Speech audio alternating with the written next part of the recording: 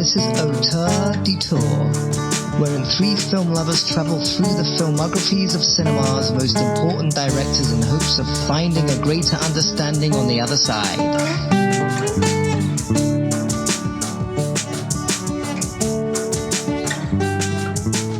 Hi, welcome back to Auteur Detour. It's Travis. I'm here with Chris Balazza. Hello. And Ian Hinckley. Hey! We spent last year going through the filmography of the Coen brothers, and my co-hosts have graciously allowed me to pick the next filmmaker we're going to cover. And that filmmaker is, if you don't know, you didn't listen to our Dune episode, so thanks a lot for that. It's Alfonso Cuaron. Today, we're going to be discussing Alfonso Cuaron's first feature film, Solo Con Tu Pareja, which means Only with Your Partner. It was also retitled for America, Love in the Time of Hysteria, a little nod to Nobel Prize-winning Colombian author Gabriel Garcia Marquez. But it didn't come out until the 2000s, and I thought it might have gotten a little more traction if it had gone for a different title, maybe inspired by another rom-com from a few years later, You've Got Mail. But they didn't go that route. Before we get into the movie, I want to talk about what was your first exposure to Alfonso Cuarón's films? How do you feel about him as a director? How do you feel about the movies? Chris, you want to go first? Ooh, let me think about this one. Go ahead. Okay, Ian. well, I can talk. I will say that I loved the first movies that I saw that I knew were his movies. Like, I didn't realize that A Little Princess or Great Expectations were Alfonso Cuarón movies, or Solo Con Tu Pareja, but which I hadn't heard of, honestly. But then Y Tu Mama Tambien came out, and I was like, okay, the perfect age for sort of like a indie sex movie like that, like I was all on board.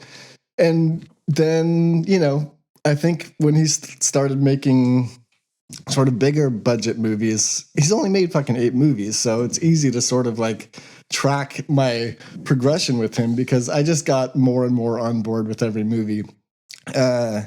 Looking back at A Little Princess and Great Expectations, which I hadn't really cared about when I was a kid, honestly, I don't know. They all sort of have a similar thing to me for where I feel like his main thing to me is like pushing himself forward artistically and not as much about story necessarily a lot of the times. And those movies don't mean as much to me as they mean to some people. But yeah, that's kind of where I was at with him. Children of Men blew my fucking mind. I was like, this is my fucking guy. Harry Potter 3, fucking loved, 100% love that movie. Not to spoil the rest of the episodes, but like I was on board for all of his movies. And, I think he's a fucking weird guy. I think he's a really interesting guy. Yeah. And I think that like, I've been kind of like a fan of his, but like he hasn't made that many movies and they're 4 or 5 years apart usually. So it's not the kind of fandom that like, I'm always eagerly anticipating his next movie, but like every time he puts something out, I'm like, God, this guy's fucking great. Like that's kind of my experience with him, basically. If I could just interject, yeah, I love, him as an artist, like that, every interview I read, he's such like a fascinating guy. Yeah. And a weird guy, but he is like one of my heroes, and like his career is really interesting to me. And that's kind of partly why I chose him, but also just because I feel like he's, to me, like one of the most powerful filmmakers like in the world. And I feel like even though a couple of his movies are really beloved by people, I feel like he doesn't get like the acclaim he deserves in a way. But Chris, you go ahead. Yeah, now that I think about it, the first film of his that I was actually conscious was an Alfonso Cuarón film was Gravity, I think. It was a big picture. It, got a lot of acclaim at the time. It kind of came to me passively. I wasn't like, I can't wait to go see this movie. It just kind of entered my orbit, and I watched it, and I was like, this is interesting. Who is this guy, And then I look back and we talk about this guy having such a unique career. You look at his filmography and I'm like, I've seen those. I had no idea this was the same guy. But then you kind of start thinking about it. Like, Oh, okay. His filmography really spans a lot of really weird, different stuff. If you think about just the baseline sort of subject matter, you've got like wizards and stuff in Harry Potter. You've got like, like kind of a children's kind of tale, fake fantasy tale, to this kind of quirky rom-com comedy, to outer space, to black and white, period drama. And at a glance, they look almost nothing alike in a way. If you were to just kind of superficially go, I know Alfonso Cuaron. I even bring up his name to a couple different people that, like movies like we do. And I say, I'm going to be covering Alfonso Cuaron. And people who I would normally think would know exactly who that is, I'm surprised. They go, what did he do again? Like Children of Men, Little Princess Gravity. Oh, yeah. So I think you're right in that sense that he doesn't get the acclaim that he deserves, but we're about to put him on the map again. We are the king makers. But I don't know. I think, I don't know. We can just get into it, I guess, because we'll talk about him a lot through this whole series. Yeah, that's another thing. The movies that he makes are so diverse, but I think his voice as like an artist, like you were saying, Ian, is kind of so powerful in every movie. And his the wild kind of veering from just like explicit indie kind of like non-mainstream movie to just like something like Gravity, or even something like at the beginning of his career like Little Princess, which is like so kind of like Hollywood and so kind of old-fashioned. He has like no problem kind of go swinging between those two poles, and that's really interesting to me. And it's sort of like Martin Scorsese has talked about trying to navigate the Hollywood system and going and doing kind of like one for me, one for them.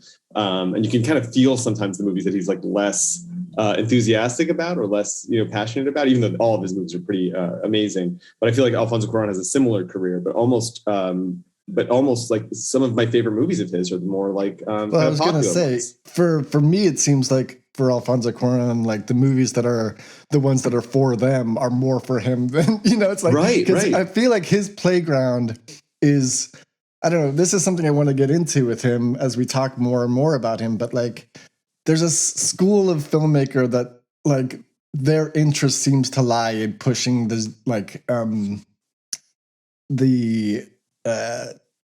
filmmaking sort of medium, not as like a story structure or anything like that, but just as like a medium forward, Yeah. And I feel like that's where he's in there with like, I don't know, I guess like Ang Lee and like James Cameron and people like that like they really like seem to be at their like strongest when they're pushing their boundaries of like what films can do, Yeah. And to that point, I think part of the appeal too, we can't ignore his frequent collaborations with Emmanuel Lubezki, right? I mean, talk about pushing stuff forward and giving him like a particular visual style. When you think about it, like, wow, this pairing is amazing. And we'll probably talk a bit more about that too in the future. But his evolution. Before I move past that, I just want to also say, because I don't want to not be on record as saying this, for Ang Lee, I feel like he's at his worst when he's pushing stuff forward, but that's where his fascination lies, Right. But like, kind of like Peter Jackson, right? Like he made like 2 good movies, and now he's just like tinkering like in his warehouse. Exactly. But there is these people that are like that, and I kind of put Cuarón in there too, where it's like it's less about like what story I want to tell next. Robert that's not Zemeckis completely too, true, but like absolutely, and it's more about just like, oh, like nobody's done this before. Like, what if I tried this? But and usually I associate that with like the I don't care what you're doing phase of like these directors' career. But Alfonso Cuarón, every movie is like so like so immediate and so powerful and so cool. There's also a weird parallel between him and the Coen brothers. And I was just thinking like there aren't that many other filmmakers we could have chosen for the next kind of round of this that have made a black and white film. And there's not that many that. And they also both made one of the episodes in Paris Je T'aime, and we'll talk about it later. But the Coen brothers episode in that is so kind of just like a silly little trifle. I feel like the one that Alfonso Cuarón did for that movie is like an important hinge point in his like artistic evolution. So I am excited to talk about that when we get to it. But for now, should we talk about? Oh, I should talk about my kind of Alfonso Cuarón origin. So I remember pretty clearly seeing A Little Princess in theaters when it came out in 1995. I was, I think, like 12, possibly 13. So maybe a little old for a movie with the title A Little Princess, but I had a younger brother, and I also was like really into, I had a deep love and like fascination with fantasy tinged stories. And from the trailer, they really kind of played up the action and fantasy element of the story. So I went with my mom and my brother, and I had literally one of the most revelatory experiences of my film going life. Wow. I want to talk more about the experience like when we do our next episode. But I just want to say it wasn't just this like indelible imagery that he has in all his movies. It wasn't the power of the storytelling, which I still like am like floored by every time I see that movie. But it was the self-consciousness of the movie, the style that calls attention to itself. Late in the film, there is this like hug between two girls, and he makes an edit where he shows the hug twice in a row from like slightly different angles, like moving closer. And it's like a trick that I've now, seen in like a ton of movies. Like it's in Mean Streets. It's in like there's like classic moments that do things like that. But at the time, I'd never seen a movie like that. And it just like kind of blew my mind, like in a very, very important way. And there's little moments in that movie, like moments of like style that have stuck with me more or at least as much as like any other film like I've ever experienced in my life. And, a few years after that, there was an article in Vanity Fair where Beck talks about his favorite album covers. And he was describing the Homogenic cover by Bjork. And he described it as art damaged. And I loved that description. And I think that aesthetic is something that is like really appealing to me. You know what I mean? Like, and I kind of find that kind of style or that kind of like approach to movies, like in all of his films. And I really love that. And that's kind of what I'm drawn to. So let's talk about his first movie. Wait. Oh, what's up? Right. Well, I was just going to say, so after that, you grabbed onto that movie, but you were super young. Did you like follow his career steadily, or was it just Yes, basically, yes. The next movie he made was Great Expectations, and I remember seeing the trailers and recognizing the style, like unmistakably. Like I must have been like 14, 15, and I thought it looked beautiful. I thought it looked like incredible. Like these long, like, camera takes and slow motion and stuff like that. This like old lady dancing around this apartment. Like I still remember the trailer more than the actual movie. I've only seen like a couple of the opening scenes that were on like when I was at somebody's house one time, and I don't know. It didn't suck me in and make me want to go out and watch it. And it's still the only movie of his that I haven't seen all the way through. Now that I've seen solo Con Tu Pareja.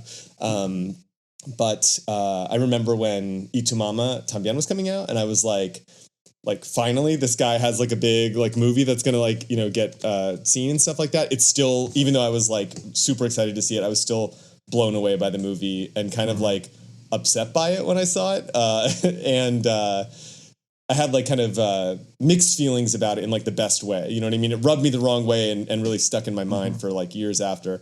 And then when Children of Men came out, I thought it kind of reminded me of Great Expectations, where I saw the trailer and I was like, oh, it's like him doing like an adaptation of a novel. Like it looks beautiful and stuff, but the trailer didn't really have like didn't have like the immediacy of like even like the Harry Potter movie, which was advertised so like amazingly. And I did go and see that in theaters, like almost missed it in theaters, honestly. And then I finally saw it. I was like, I got to see Alfonso Cuaron's new movie. And that's probably the second most powerful movie experience I had in my life after Little Princess. And actually, like, I probably physically damaged my body during that screening because I loved it so much.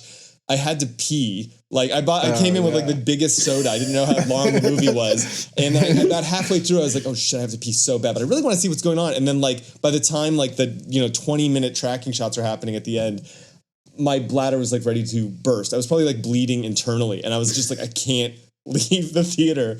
But it was worth it. It was all worth it. So I was always a big fan, still a big fan. And I basically have loved every movie I've seen by him. Which brings us to Solo Con Tu Pareja. Can you still say that you've loved every film that you've seen by him? Just kidding. That's a great point.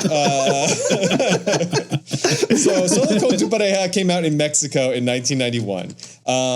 It screened at least one festival in America, but at the time and then until 2006, it was unavailable in the U.S. Until it was released on DVD by the Criterion Collection. The movie is about an ad man, Tomas, living in Mexico City, who basically attempts to have sex with every woman who crosses his path. It's never made exactly clear why, but he's pretty successful at reaching his goal. He is not cruel to the woman in his life on purpose, but eventually someone gets hurt, and she uses her position as Tomas's nurse to fake test results and make him believe he's got AIDS. Ian, if you could add like a record scratch there. Simultaneously, Tomas has fallen in love for the first time in his life with his neighbor, a particularly angelic, read young-looking flight attendant named Clarissa, who is engaged to marry her boyfriend, and who Thomas has technically never spoken to. The movie is witty, urbane, frank, sexually explicit, laced with social commentary on Mexico and its place in the world, and shot by Alfonso Cuaron's longtime friend and collaborator, Emmanuel Chivo Lubezki. Absolutely gorgeous. I hated it. What did you guys think? Absolutely. 100% agree. Completely gorgeous. Like, in the same way that I had mentioned that, like, what interests him most is, you know, film technique, basically. Like, that's on display here in a way that, like, anybody else making this movie would be fucking irredeemable. Like, it'd be really terrible. It still doesn't work, and it's not funny, unfortunately. That's the crux, yeah. And I mean, really, I just want to go out on a fucking limb. This is a bold statement, and I'm sure that there's a lot of farces aren't funny. Like, I don't like those fucking hammy kind of like, you know, the big set piece in this movie is like the pre-Mrs. Doubtfire thing, where he's like running from room to room, pretending that he's got to be in, or, you know, not telling the person that he's currently having sex with somebody else. I slightly like that part because that scene is the part that works the best. Like it's the you know, major set piece in the movie. I guess there's two. There's that, and then rescuing him from the jump. Yeah. You know, I like that part too. But like those are the two big set pieces in the movie. But like, you know, I don't know. It's just, I can't fucking get, it's just not my tempo. Like, to quote a movie I hate. You know, it's like, I don't work at that. Wait, what movie is that? Fucking Whiplash, that J.K. Simmons. Oh, I want to see that. I haven't seen that. No, don't watch it. I want to see it so bad. Check it out. You should check it out. I agree. I wondered, so I laughed actually quite a few times during this movie at just like kind of like the ridiculous setups, the ridiculousness of the movie. Some of the gags like that were like seemed kind of like pointed, like social commentary kind of related gags, of which I remember basically none. The dream sequence was really cool, but like the basic sense of humor of the movie just doesn't work. The main character is not in the dream. I don't remember a dream. Oh, the dream sequence on the airplane. He has like this dream of being on the airplane, and like all the kind of characters from the dream that have been in the movie so far, almost like a Fellini thing, like are on the plane, kind of like making jokes at his expense. I thought that was kind of a wild. That was like a tour de force kind of scene in a way that like the rest of the movie didn't really live up to. But I wonder how much of like the humor of the movie was lost to us because we don't speak Spanish. Right. You know what? I don't speak fluent Spanish, but I know that this movie uses a lot, and this is one of the pluses of the movie. I have like my list of things, and this, you know, is one of them, is that it uses a lot of slang Spanish, like Mexican slang, very regional, which is kind of unusual, I think, for the time. So I think this actually kind of endeared itself to audiences in Mexico that were seeing it at the time. Well, not to break in too much, but like, because I want you to keep going, but that was a thing. That's one of the, you know, trails of this movie, is that it's quoted in Mexico the way that, like, you know, Pulp Fiction or something is quoted here. Like, that's really like, it became this cult movie that didn't really get distributed there even, but like people loved the slang. It made a lot of movie apparently. Yeah. It's not for us. Yeah. Fine. Given the fact it took like 10 years to reach us, you know what I mean? Kind of says something too. given that and his prolific nature, like he had made a lot of big movies before this, right? But it still took Criterion that long to us. I mean, Alfonso Cuaron. Before 2006, I'm sorry. Okay, exactly, before the release for American audiences. So, exactly. I was reading about that too, how it was such a big deal in Mexico at the time, how it's so revolutionary there at the time. And when you have a movie like that and go back and watch it, like inevitably it's so dated, like always, and probably, and like this movie feels like such a cookie cutter, like 90s kind of like rom-com, like, misunderstanding kind of movie. There are some things I think that kind of elevate it. The fact that it's about thinking that you have AIDS, I think is like kind of an interesting twist on everything. We got to talk about that a little bit. We can kind of come back to it if you want, but because, I want to hear more about Chris's like initial thoughts of the movie too. But yeah, I'll put a pin in that because I want to talk about the AIDS. Yeah, part of definitely something to talk about. But it's funny, the first thing out of your guys' mouth was the very first thing as far as the pluses go that I have is that it's easy on the eyes, right? I mean, you look at it and it's the certain color palettes that they use. It even reminds me of certain kind of themes that we'll see later on in his work. This green kind of almost a Matrix green kind of tint. My man loves green. Yeah, my wife and I had just watched the whole Matrix trilogy, and she's like, "Same. Wait, I think this takes place in the Matrix." And then that was the only way she could enjoy the film. We literally just watched all 3 Matrix movies like this last month. Actually, funny to say that, but yeah, I mean, it just looks great. There's certain. It doesn't. So the Animatrix does not exist to you guys. That's true fan, but whatever. But yeah, I mean, it's not the like look at me kind of cinematography that we'll see later. Not look at me like in a bad way so much. No, I know what you mean. Yeah, but you know what I mean. The flair isn't exactly there yet, but it definitely looks beautiful. Some of the upward shots, like a shot like looking up the staircase. It's this winding staircase with this beautiful kind of mural at the top that I remember seeing. But yeah, in general, not a fun movie for me anyway. I mean, I've seen this years ago, and typically, guilty confession, I usually watch the movies we're about to discuss right before we record. I didn't watch this one again. I remembered it, but I was I'll forgive that. Yeah. I mean, I still remember it. It's not like this movie was totally just in one ear and out the other, but it was among his filmography, one of my lesser Alfonso Cuaron films, and for numerous reasons. I will say that I really love. I do love Mexico, so I'm a big fan of Mexico, and I love. Y tú también. Y tu mamá. Well, I do love the look of Mexico, and I like when it's not like hammering Mexico in, almost like certain. Robert Rodriguez, for example, loves Mexico, but he loves like old school Mexico, almost like this like fabled Mexico. And I really love the modern look of Mexico City here. He makes it like about Mexico without being fully nationalistic. And I think a lot of Mexican cinema, especially state-sponsored ones like this movie, which I think once this, obviously Mexico saw it, they're like, no, we're not releasing this movie. We had to get I think independent distribution to get this thing done. But most of the time you'd see a lot of like very nationalistic depictions of Mexico. This one really feels like it's its own city. He loves where he lives, but he's not pandering to the government per se. This isn't like a jingoistic kind of a film in that regard. Well, can I use that just to like also bring up like that's part of why he made this movie, was to like he hated the fucking state-run system in Mexico, like the state, what did we call it? The state-sponsored cinema thing. Yeah, and it almost didn't get made. That's how movies got made. And he had been working for that system for a long time. Since he was 12, he got a job at a studio and like was just working his way through, every different job in those studios. And he fucking hated the fact that like artists could only make movies that the government said was okay. So part of the reason why him and his brother wrote this movie the way that they wrote it, which really is kind of political in a weird way, like the AIDS stuff doesn't hold up because, we're at a place where we're like, no, don't make a like silly movie. Why can't you make a movie about AIDS like that? A silly movie where like the consequences of AIDS are like non-existent and everybody's like, treating. I mean, then it worked because at the time it was actually like important to make a movie like that, because he even says like the reason why I made this movie about AIDS was because at the time, especially he says in Mexico, but it was fucking everywhere. AIDS was in 1990 when they were making this movie.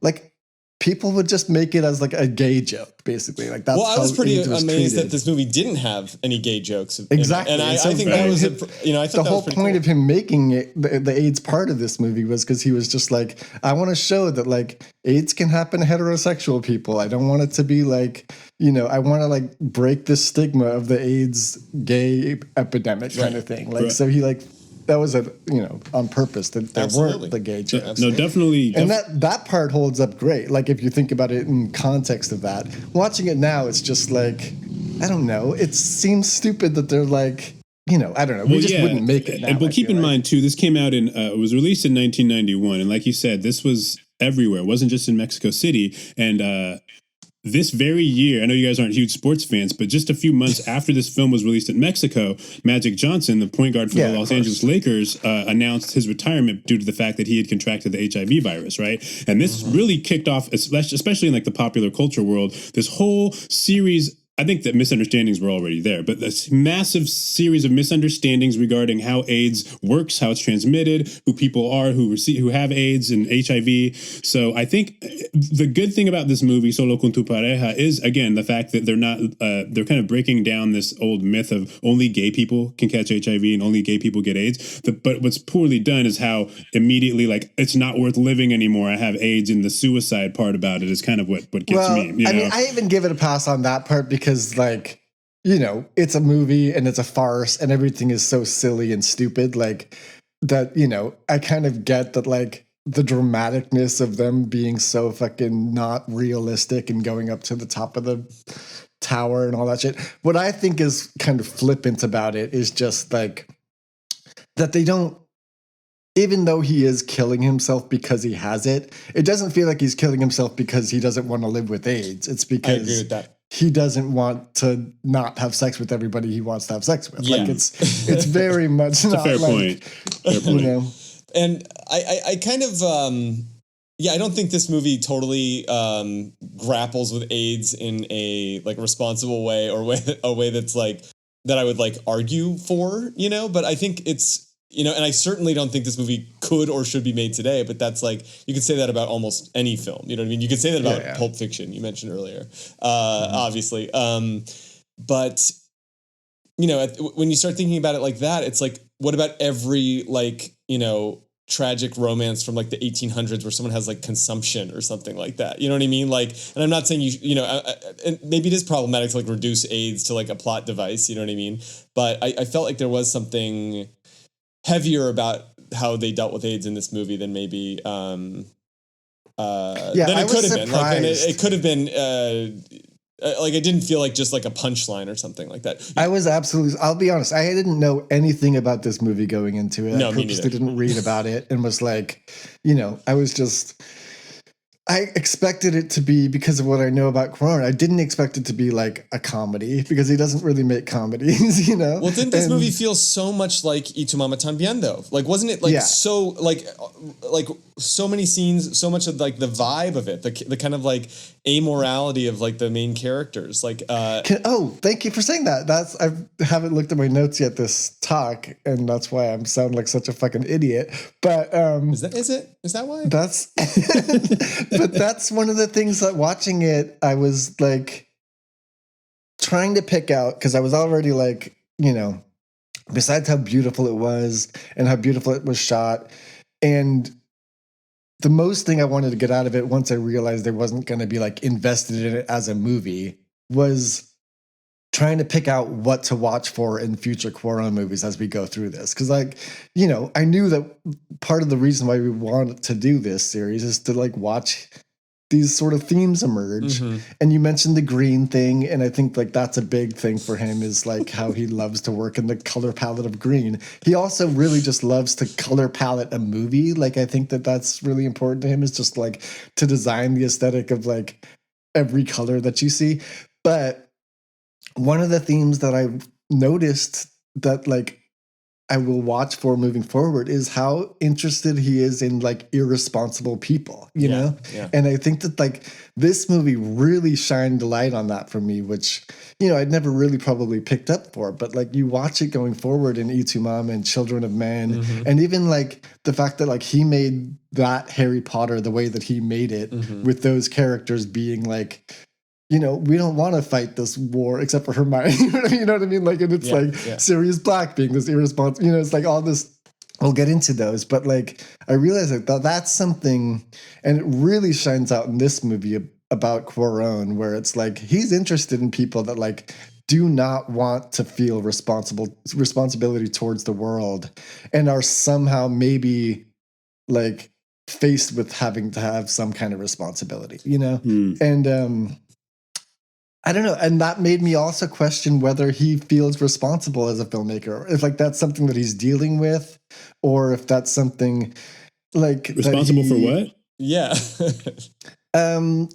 You know, if you're telling a story, do you want to make it about a Lothario that just like fucks everybody? And then the glorious ending of this movie is he finds out, oh, I don't actually have AIDS, so I can keep fucking, you know? Like, I don't know. There's like it was something that I was questioning. It's not something that I like had decided or not, but like, you know, there is like, we talked about it during the Coen brothers about how there is a responsibility when you're a filmmaker to sort of, to make things that are not just for you or something. I don't know. No, whatever. I don't think, well, let me just, because I know we talked about that a lot, but I think to clarify maybe some stuff that I said, like, it's more like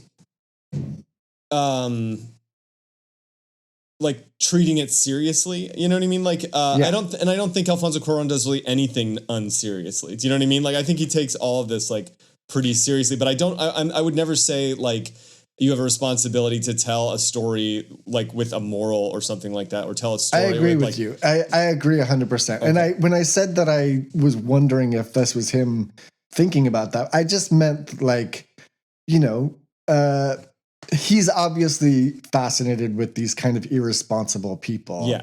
And I don't know if he is relating to them or showing them as the people because it's easier to play off of them with like narratively, you know? Right. No, there is like a, you feel like he relates to these people though. You know what I mean? Like there is like a real, like a personal strand in all these movies that's like. And when you watch him interviewed about this movie, I watched an interview with him and he sounds so horny. Like it's really funny that like the reason why it's a sex farce is because he's just like a horny guy. Like, I don't know. That's one of his interests. More about him. He's a fucking weirdo. He's all in on Esperanto, like that's his, you know, which is the universal language, you know, and like that's one of his passions, which I just find to be fucking bizarre to get into that in 2020. Like 50 years like, too late. Yeah. That's awesome. And then, you know, like the dark side of him, which not to go down this road too quick, and we might even debate about this, but I would hope that, you know, I don't have to debate too hard, but like he's at the forefront of the Free Polanski movement.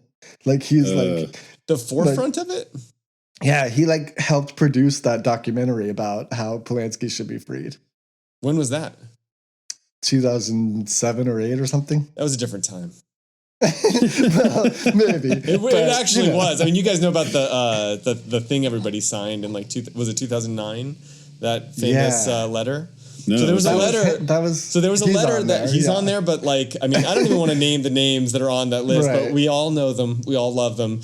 But it was basically just saying like, this is like a crime where society was like just saying tisk tisk about someone's personal morals. Yeah. It wasn't a crime that really hurt anybody. This guy should be freed. He's a great artist. And, it's really gross, but and like this was like again 2009, pre Me Too, like literally every great director in Hollywood.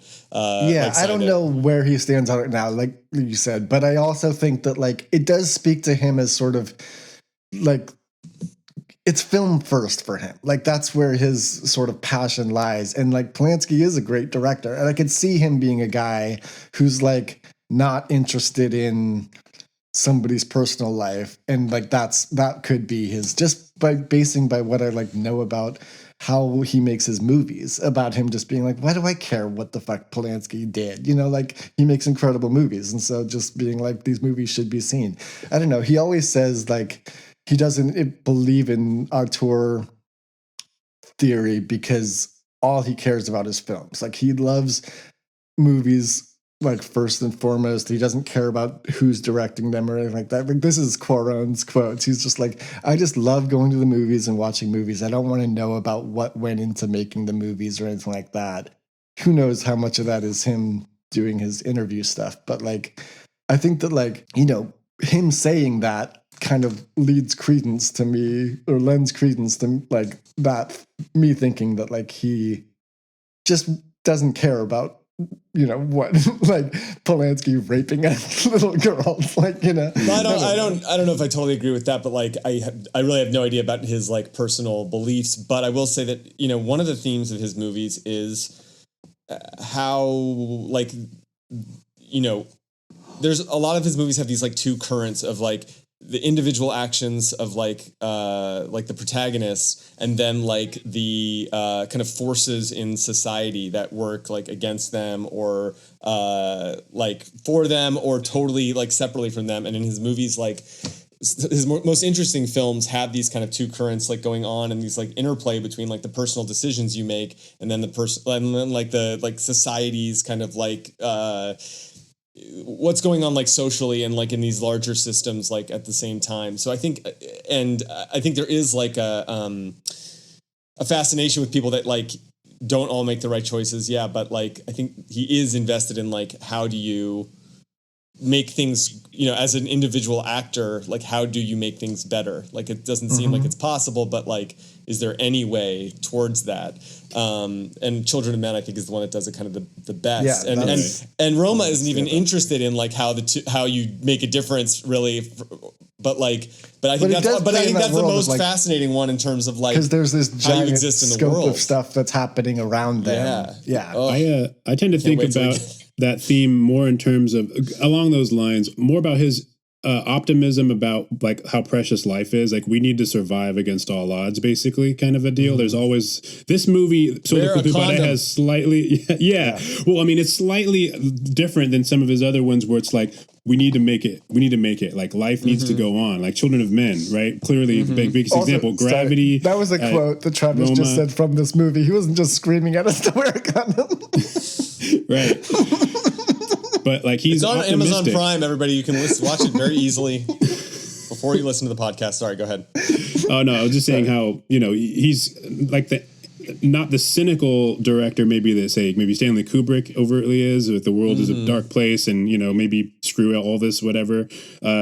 He usually he thinks life is precious and worth living, basically. Like, it comes at the end of each movie, like, we got to fight to make it, you know. This isn't something we should just throw away casually. And I think that kind of is a current that runs through almost all of his movies, really, especially, you know, like I said, I don't even Children of Men, know. Gravity, Roma in particular. Yep. I mean, Gravity, yeah, 100%. That's like a self-help movie. But I definitely would say, though, like I said already, like, I don't even know that I would put as much weight on what his philosophy is about, like, cynicism versus optimism, as much as it is just, like, you know, he just wants to make these fucking movies. Like, I don't know. Go ahead, Charles. I was just going to say, one thing that I loved about the movie, and I was kind of like, okay, what the hell do I like about this movie? Like, what can I get out of this movie? Like, in the middle of watching it, I was like, trying to figure out, like, oh, do I recognize that actor? Or, like, looking at IMDb on my phone. But, like, I feel like I've been under a lot of stress, like, over the course of the last couple of years with everything going on, trying to get things done. And I can really kind of build up in my head, like, just a lot of, like, anxieties and stuff. Someone called me a catastrophist recently. And I was like, is that a real thing, or did you just make that up to describe me? Like, I inspired that word, but they're like, no, it's a real thing. You have a psychological disorder. And I was like, okay.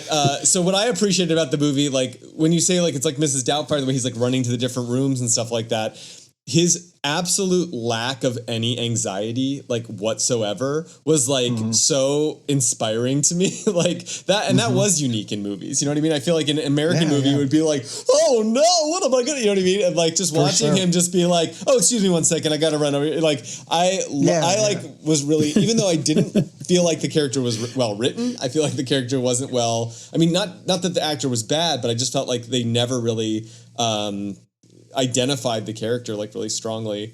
And so for me, the whole story didn't work, but just the fact that he could like coast through life and like have all these experiences and be on the verge of like losing his job and like, you know what I mean? Like kind of insulting like a dozen women that he's like carrying on affairs with, ruining his friend's marriage, like, and just like completely not have a worry in the world that I related to. I wanted to identify with that. I aspired to that. No, he humps a bride at the wedding, at her wedding. That's like what I'm he's saying, like, he's like a completely, you know, I mean, amoral. This movie, this movie's, you know, loosely sort of, I mean, he's supposed to be Don Juan basically. And then like the music that they use is from the Mozart, Don Giovanni, like the Don Juan Mozart, you know, like it's playing in this Don Juan sort of, did you find him Don Juan-esque? Did you find him like charming at all, or like he wasn't even handsome? My point, I don't think that I think is like a main flaw of the film, that they never like make a case for like why he's having these relationships. And maybe that's like the American cinema, like the Hollywood like part of my brain, where I just like want that, like, you know, give me some reasoning behind this or something like that. I actually have a way that very real. I mean, it felt very real to me. Like the guys that are that guy in real life aren't usually like the fucking Johnny Depp sort of, you know, like who played Don Juan. Like it's usually the kind of, you know, middle class Lothario, like this kind of like skeezy but not that handsome, but like sort of charming, you know. I don't know. It felt very. I didn't real. feel like he pulled off charming, but I felt like that was like literally what made the movie not work. Well, I wasn't charmed by him, but I did like. It didn't. You loved him. Hit man. me the You're wrong wearing a way. T-shirt with his face on it right now. Like I'm not. That actor didn't get along with Alfonso Cuaron. I heard. I heard that, but I think they used him as the narrator for.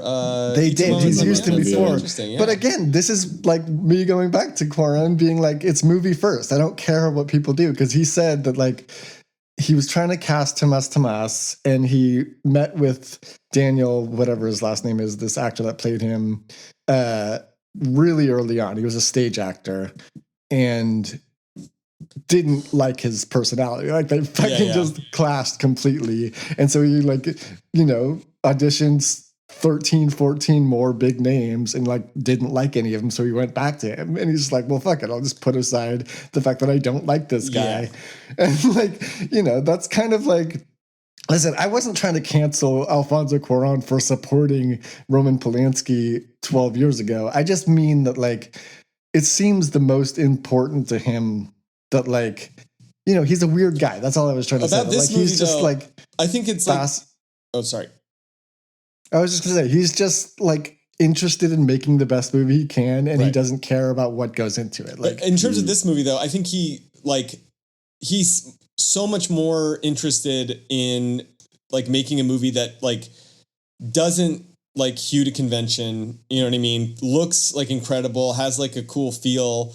It's like an ambitious movie, but I think they leave out, and the characters are like specific in a way, even though they're broad. And I think specific in a way, like they're interesting characters. They all have like I was just trying to think about like the way he writes movies. You know, the way that his films. Like none of his films really feel like you're watching people in real life. Do you know what I mean? But none of them are also like broad kind of like Hollywood kind of caricatures. Like you feel like there's a specificity to it. It's like a little bit like theatrical. And that kind of writing style, I think carries through pretty consistently throughout his films. I think he kind of like nails it here, even though I don't like the characters or I don't. Yeah, I think on as written the characters. I mean, he was lucky in a couple of his movies, or I guess maybe just Harry Potter. Is that the only? And Great Expectations, obviously, that like he didn't have to work with creating characters and Little Princess, of course, yeah. And I think that Roma maybe doesn't stand like that. Like I thought that Roma was a very natural, obviously movie like that. But I know what in you're some saying. parts, although in some parts Roma approaches like magical realism and like Federico Fellini-esque kind of like stuff. But yeah, I guess what I'm just saying is I think he was more interested with this one in like pushing the bounds of style and telling a story in a different way than like nailing the story beats and like. Well, that's what I think. And then I think his thing is with all of his movies. No, but I think some of his stories are very are more successful, and so like even again like Y Tu Mamá También has like a really similar feel in terms of the characters, in terms of the writing, but it works like as a comedy. Like, and this one to me doesn't. But again. Maybe that's just my own like again ignorance of Spanish slang, but from Mexico. But like to me, it feels like this movie is dated in bad ways. I have actually a solution for making this movie better. You guys want to hear it? I'd love to hear it. Yeah. And again, I think like Alfonso Cuaron would reject this as being like conventional and not want to do it. But in my version, the movie kind of goes like. Is completely the same the whole way until the end. Maybe just throw a couple lines where you can see why he's so charming to women. Like just throw in a couple. Just like, oh, that's why I'm attracted to you in the first place. Great. Like, because I feel like they literally just skip over that and no one cares. So that's the only thing you change for the first like hour of the movie. At the end, he sees Clarissa and has that slow motion sequence of her practicing her flight attendant kind of technique. Great. He's not in love with her. He just says, "Oh shit!" Like the most like I'm in love with all these like beautiful, sexy women, but like this beautiful, gorgeous, like painterly woman, an airline stewardess. There's like a fantasy there. She's engaged. She's my next door neighbor. Like there's all these things that are kind of wrong about it, and that's what makes it so appealing. Like make her like just his ultimate conquest, not that he's in love with her. And then when he has AIDS or thinks he has AIDS. Rather than like, and have it be like, oh shit, like I've been worrying about these like romantic conquests and not like keeping myself safe. I made a huge mistake. And that's where he kind of like reevaluates his life. At the same time, her life is falling apart. And instead of that kind of boring philosophical kind of talk that they have like on the way to the tower, which I totally lost interest in. And like, I was enjoying the other characters chasing them so much more than their conversation. Have that be the moment where they like, realize that they have this connection and that they're both kind of adrift. Her with this kind of like fantasy of a conventional kind of life, right? And this, with her like kind of old fashioned uniform and her like husband who's like this gray haired kind of like patriarch. So that is like an equally kind of like dumb fantasy as to his like kind of like Don Juan, Peter Pan kind of lifestyle, and have them bond in that moment. And that's when they fall in love. And that's when they make a connection. Even as they're about to die. I think that would work. I mean, that's so much. It's more pat. Definitely better. I don't think that there's a world where I care about them getting together, even if like, we don't get to know her at all. Like there's no, like we know her as much as he does. Like he sees her through the window and he's in love with her. Like that's the thing. Unless they dedicate 10 minutes of the movie in your version to following her around and watching her life fall apart. It would have to be through that conversation that it would happen. And like, because again, I just feel like at that point I was so checked out of what they were talking about because it was just like, we know where this is going. And before that, she seemed like she wanted to cheat on her husband, like with him, like even though again, there was no reason that he should have been attracted to her at all. So anyway, that's my kind of way I'm pointing out where the movie fails and how I think it could have been saved, but I'm using quote marks because like it would have been maybe a less interesting movie, even if it had been more entertaining. So I don't know. Yeah. I think he works so good as an editor and as a cinematographer that like there's enough in it there to make this movie worth watching, and it is on Amazon Prime. Maybe not worth watching like all the way through, don't do but just checking out because it is like watching his early editing and cinematography. I didn't look to see if he edited it, but like it is edited. I believe he did. He did. He was a co-editor at least. Yeah. That I have to think he did. I think he did. And the way that he uses the editing to like, I don't know, it fucking until that last sequence when like I totally checked out and was just like, okay, fucking. And it's a 90-minute movie, but I'm like, are we there yet? But But until then, he's using these editing tricks that are like narrative. Like they tell the story for him in a way that's really interesting. And like, I don't know, I loved that part of it. And like, even the intro, besides, it opens with him having sex and the woman saying, use a condom. And that's like, I gotta say, I loved and was shocked at how much sex was in this movie. I know during the Coen Brothers series, I said that like, I thought you were anti-sex, Ian. I'm anti-sex when it's supposed to be like totally grinds the movie to a halt, and we have this sex scene that like you're against grinding in movies. Grinding the movie to a halt, like stops the flow of the movie just so we can watch 4.5 minutes of people fuck. Right. And like, that's when I'm like, okay, like I think sex scenes should be more longer too.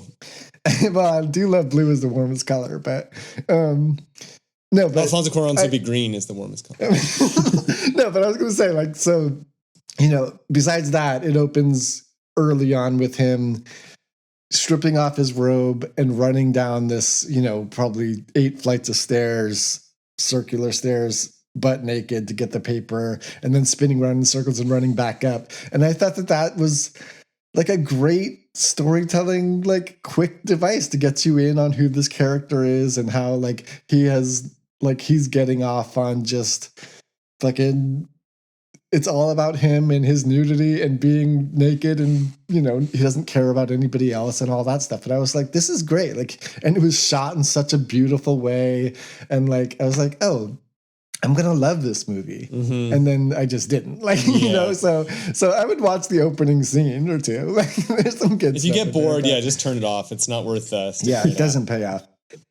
And I also didn't mention, I haven't really watched a lot of his movies twice, except for I've seen Little Princess a bunch of times. Greta loves that one. I've seen Harry Potter 3 so many times. I've seen Children of Men a bunch of times. The rest of them I've only seen once. I saw Gravity in the theater, Roma. And that's not to say I didn't love them, but I just mean like I'm excited to see them again because, I think that they're great. Me too, yeah. Sure. I've only not seen Great Expectations, and I actually haven't seen Y Tu Mamá También, so I'm pretty pumped. Wow. Yeah. Ooh, you're in for a treat. Well, should we just leave it there? I feel like we've covered some good ground today, guys. Good talk. Good talk. Absolutely. Great I've missed you guys, man. This has been way too long. I'm looking forward to this. It's a great season coming up. Yeah, don't pay attention to the fact that we text each other all day long about whatever stupid movie we watched the night before. It's not the same. Never the same. But yeah, I don't know. I mean, we'll talk more maybe as we go further in about like the other people in his class, because he does stand apart from the other filmmakers that are working right now, but like, he's got his own class of movie makers that I feel like that I want to get into. I like to always talk about sort of who people's contemporaries are and who they've been influenced and who they've influenced and stuff. And I think he's like such a singular filmmaker and like working at like a rarefied level, like you were saying, kind of like almost like a James Cameron or like something like that.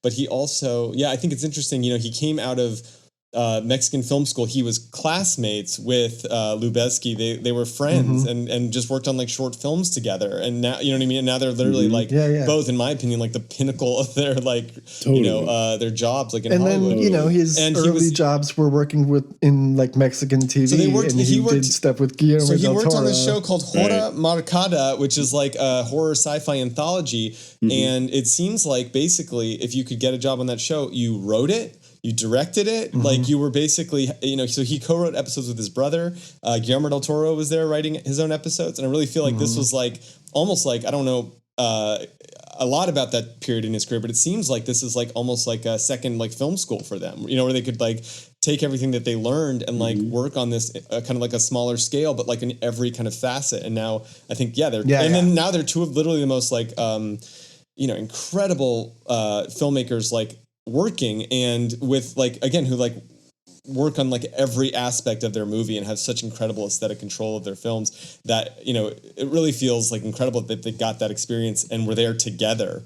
And I think, I know we already passed the whole movie and we were about to wrap it up, but I want to just mention, because I love the phrase ghost perspective, which is like his thing, you know? And I think that like I was going to bring it up and you were on a roll talking about it, but like what you were talking about, but like about his characters, like, you know, he does this thing, ghost perspective, where like the camera weaves around the protagonist or whoever the camera's following, and like will focus on things that are not what the person the cameras or that the character's looking at is focusing on. It just kind of like makes it so that like you are a ghost wandering around the action of the movie, basically, you know? And I think that like even in the way that he writes his characters and follows his characters, like it feels like that. Like he's just like kind of like, you know, following him around, like almost like you're the main character in a weird, way. Like, like the camera is the main character. It's very like I don't know if you guys like watch a lot of like Jean-Luc Godard, but that's what I associate it with. Yeah, like, that's like, he's got the Godard, and that's what I was thinking of as like one of his main influences when I was trying to think about it. Like this week, Godard and Almodovar like have these two sort of shared holding hands thing that are like very separate but very much influence him in a lot of ways, I feel like, which we can talk about more in future episodes. Can't wait. And next week we'll be talking about his greatest film, A Little Princess, and we'll see you there. Well, we'll start rating them. Little Princess. Let's just skip rating this one. Don't worry about it. Can't wait. You can skip it. All right. It's at the bottom of the list. It's the number one for the first and last time. Okay. All right, guys. All right, guys. Till the next time. Right. See ya. Bye. Bye. Thank you for listening to Autour Detour. We'll see you again next week.